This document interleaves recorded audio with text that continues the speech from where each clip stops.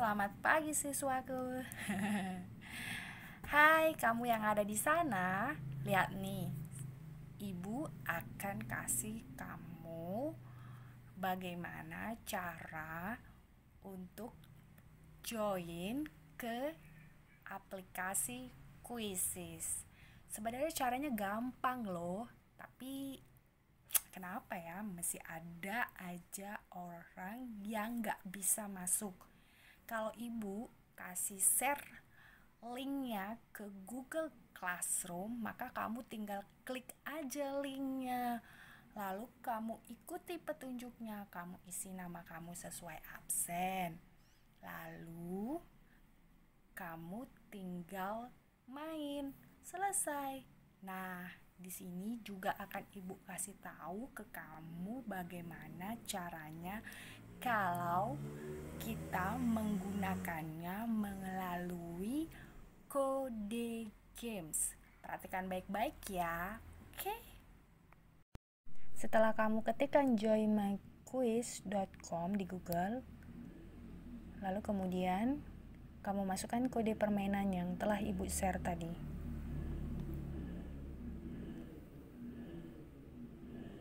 Kemudian klik bawahnya.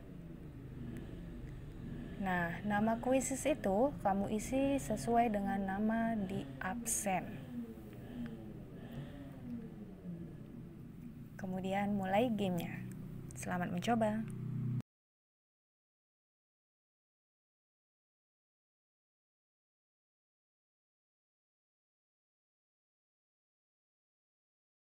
Di sini akan bahas untuk soal pertama. Mari kita lihat sama-sama. Pasal 30 ayat 1 dan 2 Undang-Undang Dasar tahun 1945 menyatakan bahwa setiap warga negara berhak dan wajib ikut serta dalam usaha pertahanan dan keamanan negara yang dilaksanakan melalui sistem pertahanan dan keamanan rakyat semesta. Nah, karena di sini yang ditanya adalah komponen utama. Jadi kira-kira yang mana? Kita lihat dari optionnya. Komponen utama itu bukan hanya polisi ataupun TNI, tetapi harus kedua-duanya ya, TNI dan Polri. Oke, soal yang kedua.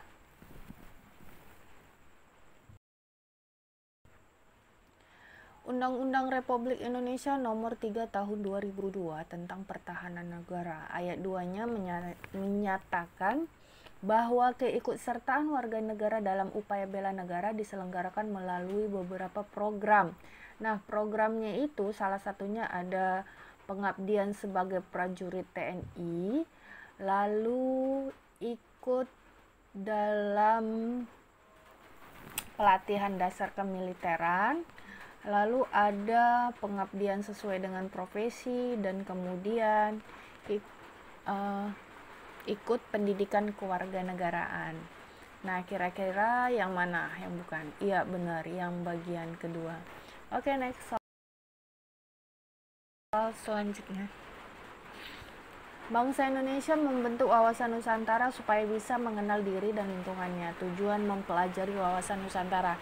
Jadi tujuan mempelajari wawasan Nusantara itu adalah untuk mewujudkan nasionalisme yang tinggi dari segala aspek kehidupan rakyat Indonesia yang mengutamakan kepentingan nasional. Jadi kira-kira yang mana sih kalau gitu? Oke, benar banget. Jawabannya itu ada di option yang A, meningkatkan nasionalisme warga negara. Soal berikutnya. Di bawah ini adalah merupakan salah satu syarat keberhasilan suatu integrasi pada suatu negara, kecuali. Nah, selalu ada kata kecuali ya. Kalau untuk option A, ya benar banget. Jadi nilai-nilai sosial itu harus dijadikan aturan baku ya dalam melaksanakan proses integrasi nasional. Kalau yang B rasanya nggak pas. Karena kepemimpinan nasional itu harus seorang pemimpin yang demokratis. Kalau yang C benar, yang D itu juga benar, dan yang E juga benar. Jadi kira-kira yang bukan itu merupakan yang B. Oke, lanjut.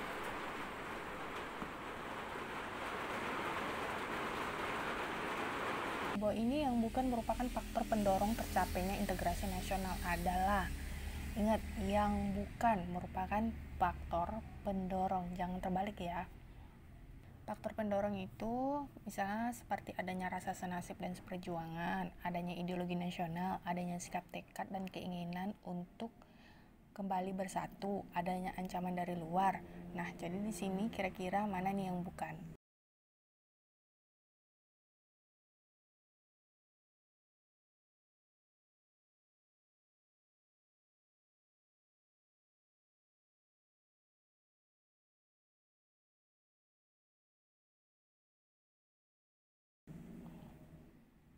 Oke, ya benar. Lanjut.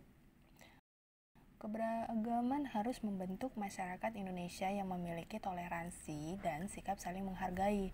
Oleh karena itu, diperlukan adanya. Nah, di sini semua menjelaskan tentang komitmen untuk memajukan daerahnya dalam bingkai persatuan, lalu komitmen persatuan bangsa dalam keberagaman, kemudian komitmen untuk membangun daerahnya masing-masing, komitmen persatuan antara sesama umat seagama, komitmen untuk mensejahterakan rakyat di daerah tertinggal. Maka jawabannya adalah benar, ini dia. Lanjut ke 7. Di bawah ini merupakan pengaruh negatif globalisasi sosial budaya yang dapat menjadi ancaman kedaulatan Indonesia khususnya dalam bidang sosial budaya. Nah, kita lihat nih kelima opsinya. Kalau yang pertama di bidang ekonomi, yang kedua juga di bidang ekonomi, dan yang ketiga, nah ini cocok di bidang sosial budaya. Keempat di bidang ekonomi, dan yang terakhir juga di bidang ekonomi. Oke, lanjut.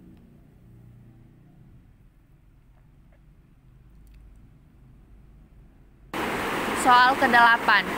Nah, di sini Indonesia merupakan negara kepulauan yang terdiri atas 13.466 pulau. Pemerintah harus memberikan perhatian kepada semua masyarakat yang berada di setiap penjuru tanah air, terutama yang tinggal di pulau-pulau terdepan. Inti uraian tersebut sesuai asas wawasan Nusantara, yaitu, nah kira-kira ini yang mana? Oke, ini semua opsinya mengenai asas wawasan, tapi yang lebih tepat untuk soal tersebut adalah yang keadilan. Nah, lanjut.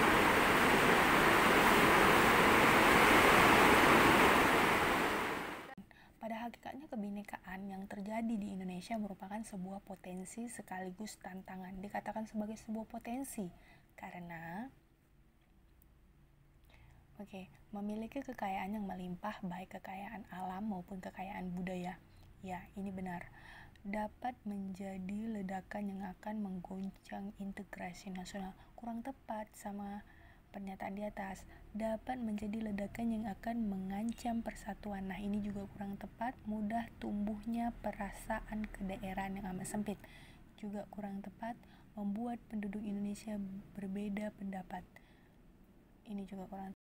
Nah, lanjut. Di bawah ini yang merupakan faktor pendukung tercapainya integrasi nasional adalah, nah, faktor pendukung seperti yang sebelumnya, soal sebelumnya yang udah dijelasin tadi, ada faktor pendukung dan ada faktor pendorong ya.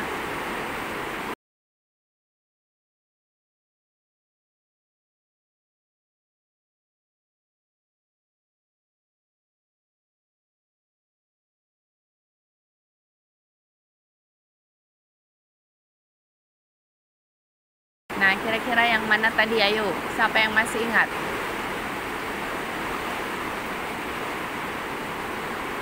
Oke, langsung aja ya. Berarti jawabannya itu ada di option yang kedua. Ada yang semangat persatuan dan kesatuan bangsa, bahasa, dan tanah air Indonesia.